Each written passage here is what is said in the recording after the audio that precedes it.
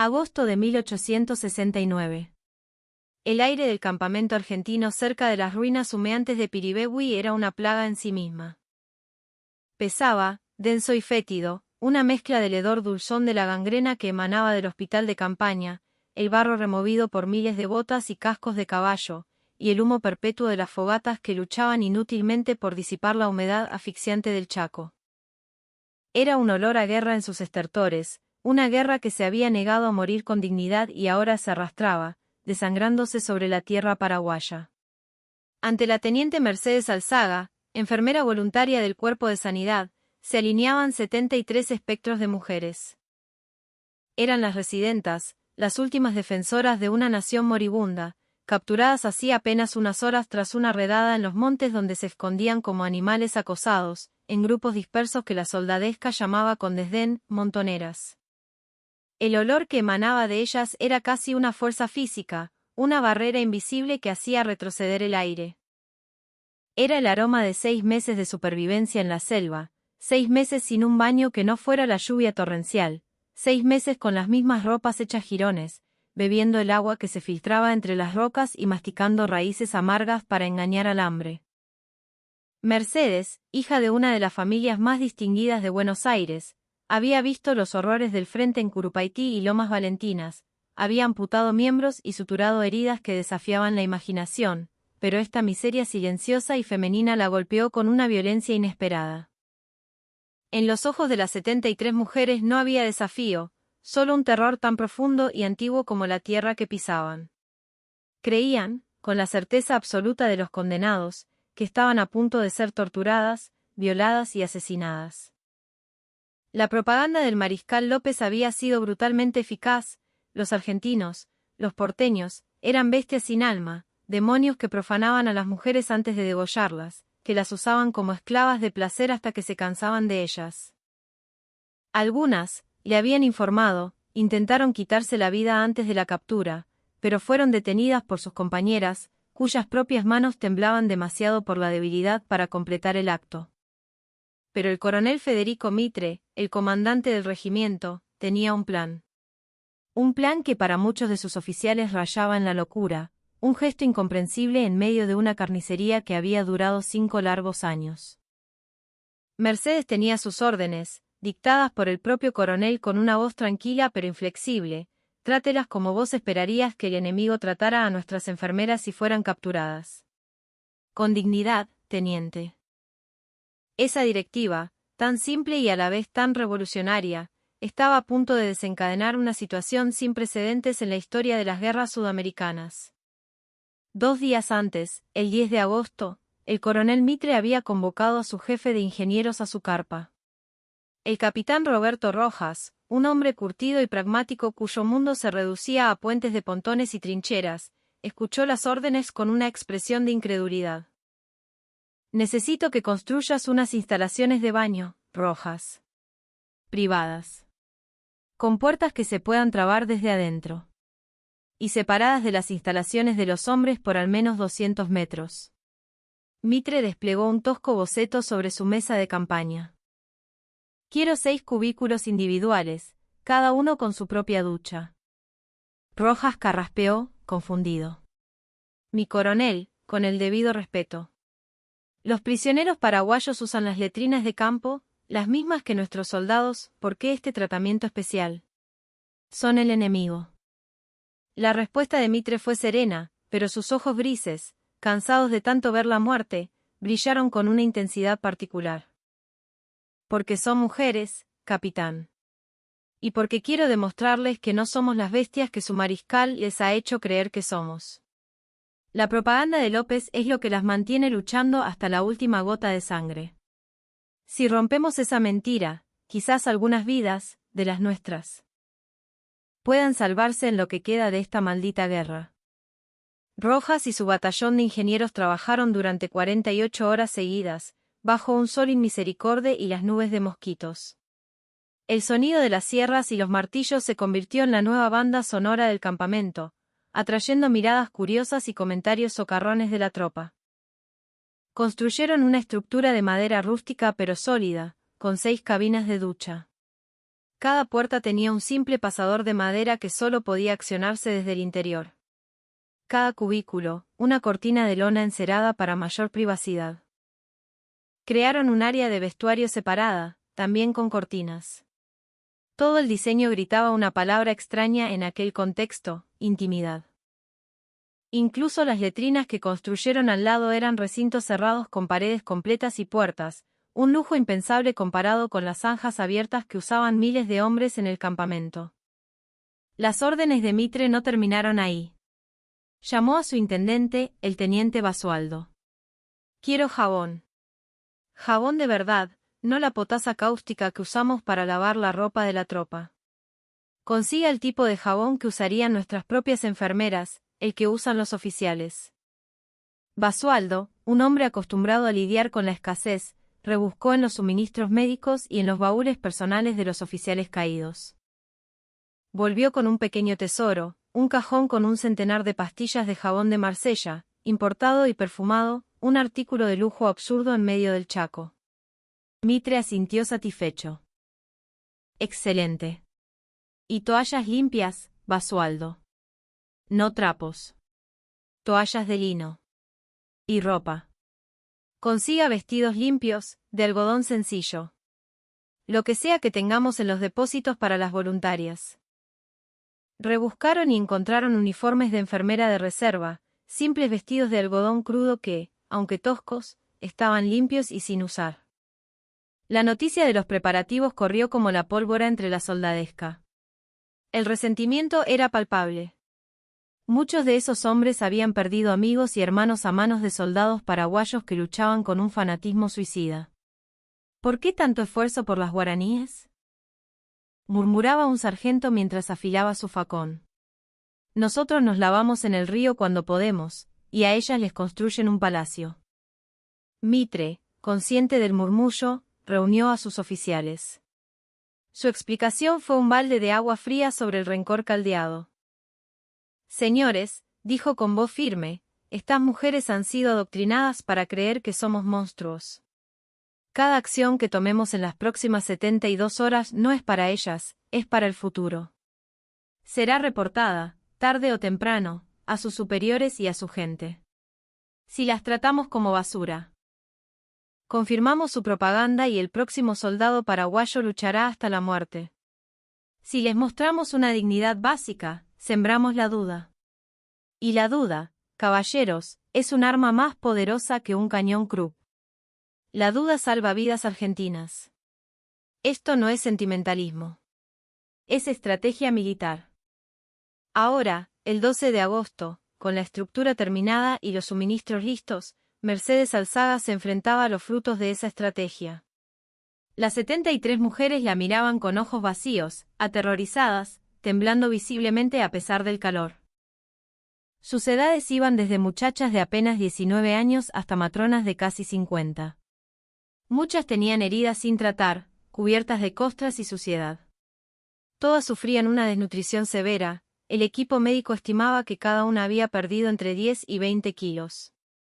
Mercedes respiró hondo.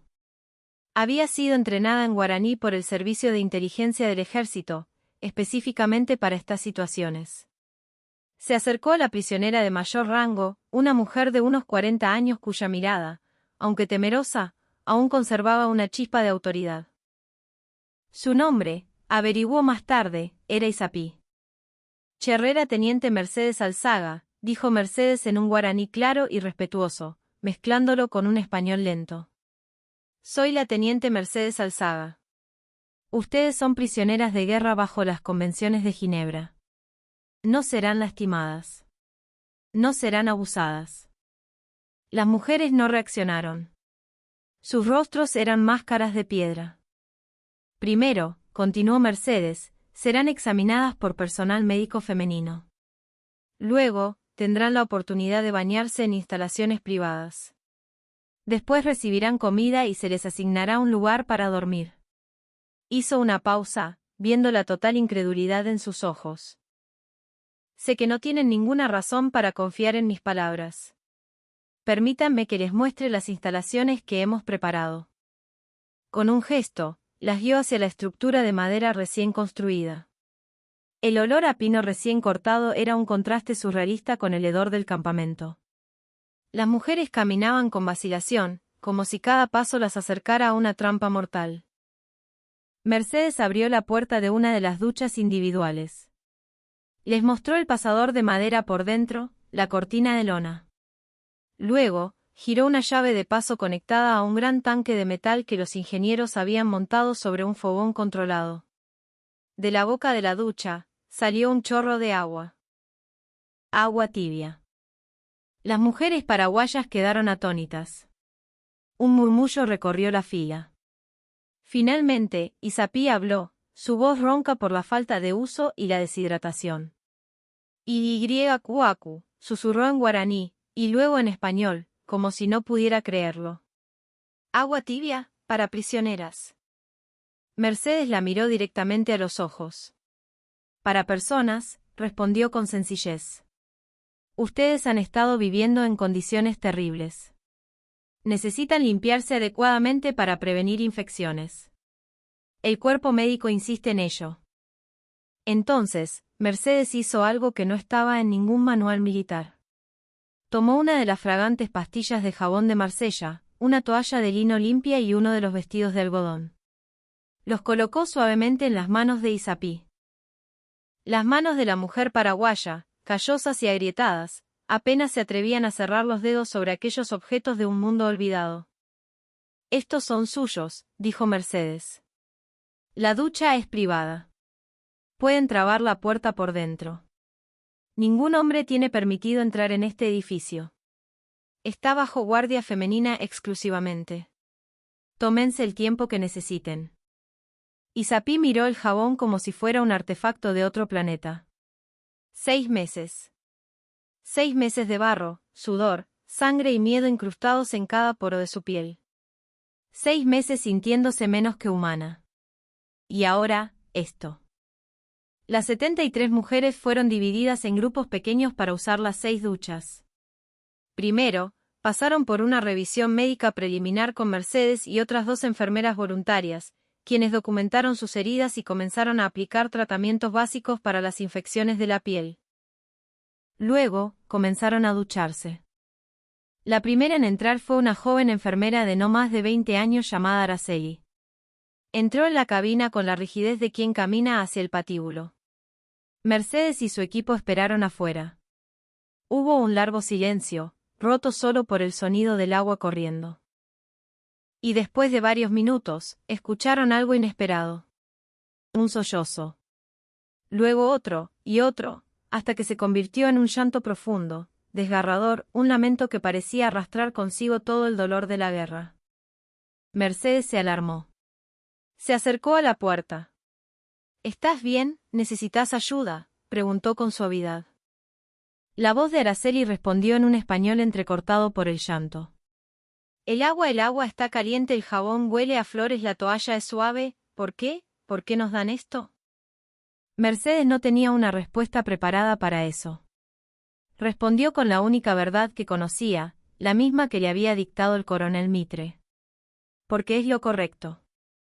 Durante las siguientes 3 horas, el mismo ritual se repitió con cada una de las 73 mujeres. Muchas lloraban mientras se bañaban. El agua tibia no solo lavaba los 6 meses de suciedad y miseria, parecía disolver también 6 meses de miedo programado, de propaganda y de odio. Era como si estuvieran lavando no solo sus cuerpos, sino también una parte de sus almas endurecidas. Isapí, la enfermera mayor, fue una de las últimas. Pasó 47 minutos en la ducha. Cuando salió, envuelta en el vestido de algodón limpio, su rostro era otro. No era un rostro feliz, pero la máscara de terror y desafío se había resquebrajado. En su lugar había una expresión de profunda y dolorosa confusión, como si una certeza que la había sostenido durante meses se hubiera hecho añicos. Mercedes se le acercó. ¿Cómo se siente?, le preguntó en español. Isapí respondió lentamente, eligiendo cada palabra como si la estuviera extrayendo de lo más profundo de su ser. Nos dijeron que los argentinos eran animales. Demonios sin piedad. Que nos violarían antes de matarnos, que nunca tratarían a una mujer con respeto.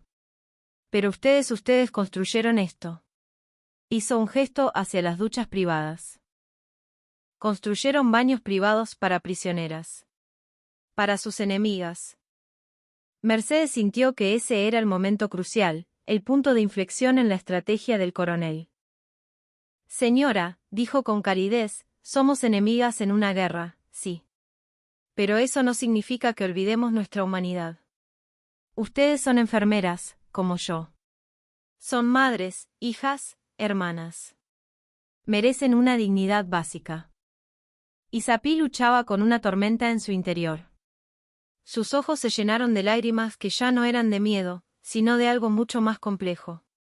Finalmente, preguntó con un hilo de voz, ¿qué va a pasar con nosotras ahora? Mercedes le explicó el plan del coronel Mitre.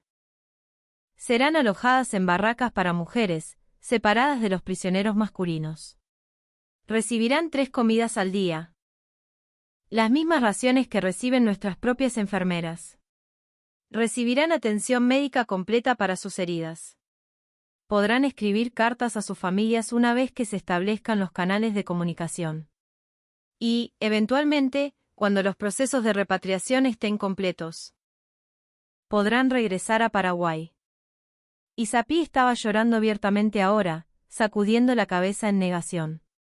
No entiendo, sollozó. ¿Por qué no nos matan? Hemos visto lo que sus soldados hacen con los prisioneros en el campo de batalla. Lo que los nuestros hacen también, ¿por qué esto es diferente? La respuesta de Mercedes fue simple, pero resonó con el peso de toda la filosofía del coronel Mitre. Porque queremos que esta guerra termine. Y queremos que cuando termine, la gente recuerde que, incluso en medio de este infierno, algunos de nosotros conservamos nuestra humanidad. Los días siguientes revelaron más capas de esta extraordinaria historia.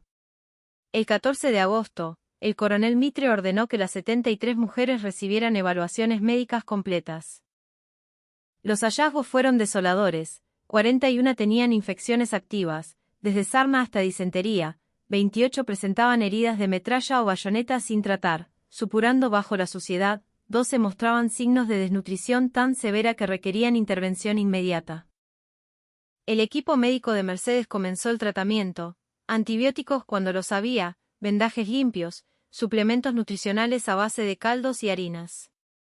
Recibieron el mismo nivel de cuidado que un soldado argentino herido. Fue entonces cuando Isapí se acercó a Mercedes con una solicitud que lo cambiaría todo. Habló en un español cuidadoso, con la formalidad de quien presenta una propuesta oficial. Teniente Alzaga, muchas de nosotras somos enfermeras y curanderas entrenadas. Podemos ayudar con nuestro propio cuidado y el de las otras mujeres. Si nos permiten trabajar, será más eficiente para todos. Mercedes, asombrada por la propuesta, la llevó de inmediato al coronel Mitre. Él, lejos de desconfiar, vio la oportunidad. Una sonrisa cansada se dibujó en su rostro. Dígales que sí, teniente. Deles los suministros médicos que necesiten. Obsérvenlas de cerca, por supuesto, pero permítales hacer su trabajo. La decisión era inaudita. Prisioneras de guerra trabajando con suministros médicos del ejército enemigo, tratando a otras prisioneras. Era un nivel de confianza que no existía en ningún manual de guerra. Pero funcionó. Isapí y las otras enfermeras paraguayas comenzaron a limpiar heridas, aplicar ungüentos y administrar medicinas bajo la supervisión de Mercedes y su equipo. La barrera del idioma a veces dificultaba las cosas, pero Mercedes traducía las instrucciones médicas críticas. Y algo notable sucedió. Las enfermeras paraguayas no intentaron escapar. No sabotearon los tratamientos. Hicieron su trabajo con el mismo nivel de profesionalismo y dedicación que las enfermeras argentinas. Después de 4 días de esta colaboración impensada, Mercedes informó a Mitre. Mi coronel, las prisioneras están proporcionando una atención médica excelente. Son profesionales. Es como trabajar con nuestras propias enfermeras, solo que en otro idioma. Mitre asintió lentamente. Ese es exactamente el punto, teniente. Son como nuestras enfermeras. La propaganda nos quiere hacer creer que el enemigo es fundamentalmente diferente, un monstruo infrahumano. Pero una enfermera es una enfermera, sin importar el uniforme que vista. El 20 de agosto, el campamento recibió la visita del general Raimundo Garmendia, comandante de operaciones de prisioneros de guerra del Ejército del Norte. Garmendia era un veterano de la vieja escuela, escéptico y endurecido. Mitre, dijo sin preámbulos al entrar en la carpa del coronel, me llegan informes sobre el tratamiento especial que les está dando a las prisioneras paraguayas. Me dicen que les construyó baños privados y que ahora les permite usar nuestros suministros médicos. Explíqueme su razonamiento. Porque desde Buenos Aires esto suena a una locura. Mitre le ofreció un mate y explicó su estrategia con calma. General, estas 73 mujeres, si sobreviven, eventualmente regresarán a Paraguay. Cada una contará su historia a sus familias, a sus amigos. Quizás incluso a algún periodista. La historia que cuenten moldeará cómo la próxima generación de paraguayos verá a la Argentina. Quiere que cuenten una historia de abuso y deshumanización. Confirmando todo lo que López les dijo y sembrando el odio para el futuro. ¿O quiere que cuenten una historia de dignidad, incluso en la derrota? Garmendia lo consideró. ¿Y si lo usan como propaganda en nuestra contra, y si dicen que somos débiles? Mitre sonrió.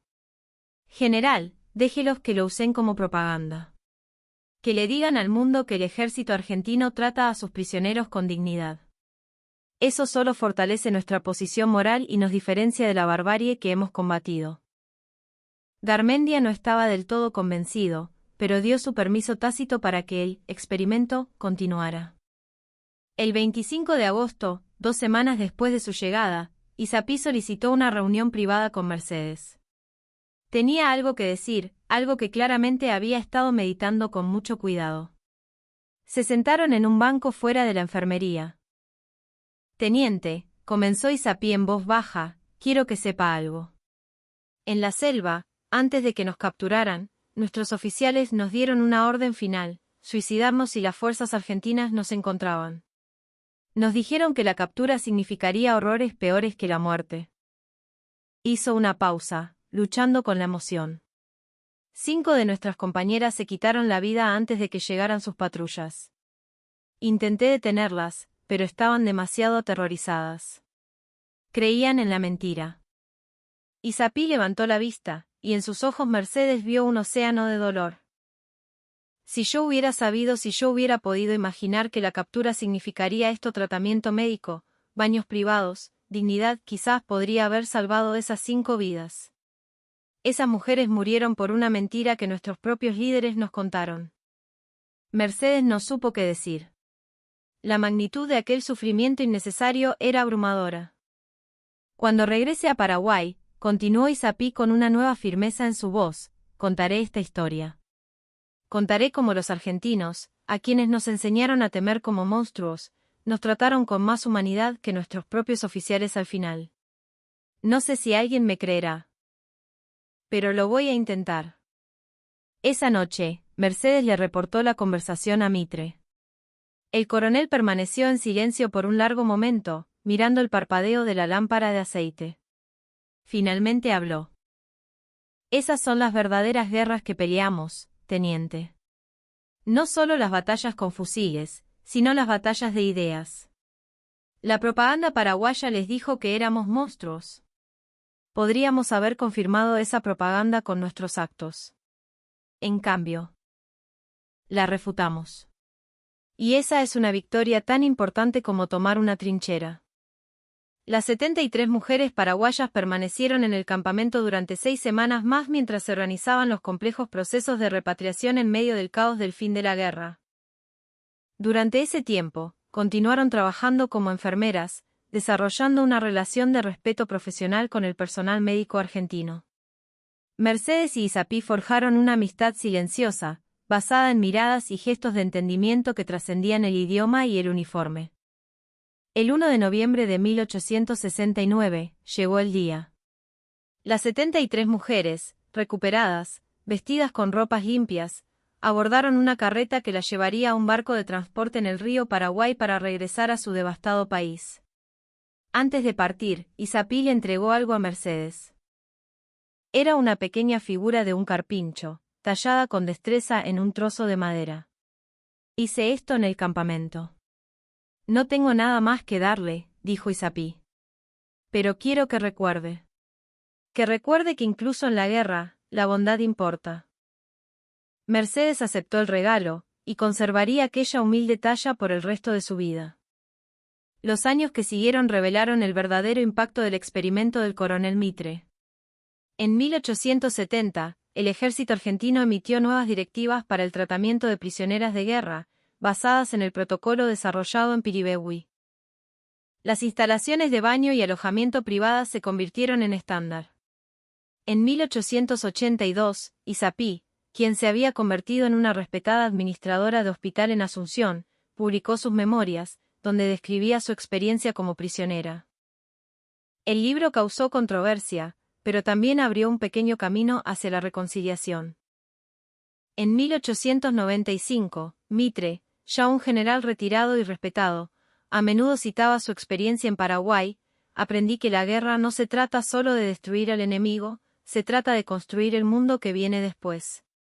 Cada prisionero que tratamos con dignidad es un embajador para la paz futura. En 1905, Mercedes y Isapí se reencontraron en una conferencia médica internacional en Buenos Aires. No se habían visto en 36 años.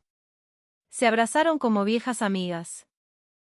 Isapí había pasado décadas abogando por un mejor tratamiento para los pacientes y más oportunidades para las mujeres en la medicina paraguaya. ¿Todavía contás la historia del campamento?, le preguntó Mercedes. Isapí sonrió. Todo el tiempo. A mis estudiantes, a mis colegas, a cualquiera que quiera escuchar. Les digo que en el momento más oscuro, cuando esperaba lo peor de la humanidad, encontré en cambio lo mejor. Esa lección ha moldeado toda mi vida. La historia no suele recordar estos detalles. No recuerda los baños privados ni el jabón perfumado. Recuerda las grandes batallas y los nombres de los generales. Pero la verdad que aquel campamento en ruinas reveló es que tratar a los prisioneros con dignidad no es debilidad, es una fuerza inmensa. Es una declaración de que tus valores son más fuertes que tu odio. Es una inversión en el mundo que existirá mucho después de que las armas se silencien. No es la historia que se cuenta en los monumentos ecuestres. No hay explosiones ni heroísmo dramático. Solo un grupo de ingenieros construyendo baños, solo unas enfermeras dando jabón y toallas limpias. Solo personas tratando a otras personas como personas, incluso cuando la guerra les gritaba que eran enemigas. Y esos actos simples, en última instancia, cambiaron vidas, protocolos militares y demostraron que incluso en el conflicto más brutal, la humanidad, si se le da una oportunidad, puede sobrevivir.